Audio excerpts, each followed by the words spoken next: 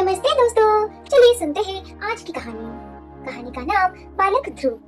प्राचीन काल में उत्तानपाद नाम के एक राजा थे। उनकी दो रानियां थी। बड़ी रानी का नाम सुनीति था, जो बहुत शांत और धर्मपरायण थी, और छोटी रानी का नाम सुरुचि था, जो बेहद ही सुंदर और अभिमानी थी। राजा उत्तानपाद का प्रेम सुरुचि के प्रति अधिक था। सुनीति का एक पुत्र था जिसका नाम था ध्रुव, और सुरुचि के पुत्र का नाम था उत्तम। एक दिन की बात है, बालक ध्रुव अपने पिता राजा उत्तानपाद की गोद में बैठना चाहता था। वह खेलता हुआ राज सिंहासन के पास गया और अपने पिता के गोद में बैठने की कोशिश करने लगा, लेकिन वहाँ बैठी हुई सुरुचि ने उसे रोक दिया और बड़े ही कठोर शब्द में कहा, तुम राजा के गोद में बैठने के लायक नहीं हो, क्योंकि तुम मेरी कोख से पैदा नहीं हुए हो। अगर तुम्हें राजा की गोद में बैठना है तो तुम्हें भगवान की तपस्या करनी होगी और उनसे यह वरदान मांगना होगा कि तुम मेरी कोख में जन्म लो। यह सुनकर ध्रुव को बहुत ही दुख हुआ। वह रोते हुए अपनी माँ सुनीति के पास गया और सारी बात बताई। माँ सुनीति ने उसे समझाया, बेटा सुरुचि सही कहती है, अगर तुम्हें सबसे ऊंचा स्थान प्राप्त करना है तो तुम्हें भगवान की शरण में जाना होगा। भगवान ही हर दुख का निवारण कर सकते हैं। अपनी माँ के शब्दों से प्रेरित होकर 5 वर्ष के बालक ध्रुव ने उसी समय घर बार छोड़ने का निर्णय लिया। वह यह सोचकर निकल पड़े कि वह भगवान विष्णु को प्राप्त करके ही रहेंगे और ऐसा स्थान प्राप्त करेंगे जो आज तक किसी को नहीं मिला। रास्ते में उनकी मुलाकात देवर्षि नारद से हुई। नारद मुनि ने ध्रुव से पूछा, हे बालक, तुम इस घने जंगल में अकेले क्या कर रहे हो?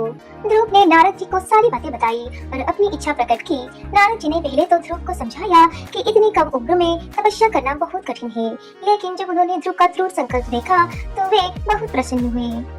नारद जी ने ध्रुव को ओम नमो भगवते वासुदेवाय का मंत्र जाप करने की विधि बताई और उन्हें मधुबन में जाकर तपस्या करने को कहा। ध्रुव ने नारद जी के बताए अनुसार यमुना नदी के किनारे मधुबन में अपनी तपस्या शुरू कर दी। पहले महीने उन्होंने सिर्फ फल फूल खाकर तपस्या की। दूसरे महीने उन्होंने केवल सूखी पत्तियां खाई। तीसरे महीने उन्होंने सिर्फ पानी पीकर तपस्या की और चौथे महीने उन्होंने हवा भी त्याग दी और अपनी सांसों को रोककर ध्यान करने लगे। ध्रुव की यह कठोर तपस्या देखकर सभी ऋषि मुनि और देवता भी हैरान रह गए। ध्रुव की तपस्या इतनी तीव्र थी कि उससे पूरा संसार कांप उठा।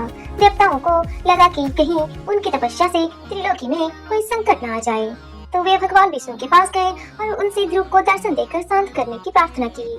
भगवान विष्णु ध्रुव की भक्ति से बहुत प्रसन्न हुए और उनके सामने प्रकट हुए। भगवान ने ध्रुव से कहा, हे बालक, मैं तुम्हारी तपस्या से बहुत प्रसन्न हूँ। तुम जो चाहो मुझसे मांग सकती हो। ध्रुव ने जब भगवान को अपने सामने देखा तो वह भाव विभोर हो गए।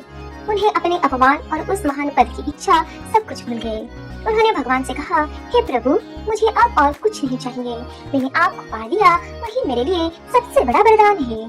ध्रुव की इस निष्काम भक्ति को देखकर भगवान विष्णु और भी प्रसन्न हुए और बोले, हे ध्रुव, तुम धन्य हो। मैं तुम्हें ऐसा स्थान प्रदान करता हूँ जो आज तक किसी को नहीं मिला।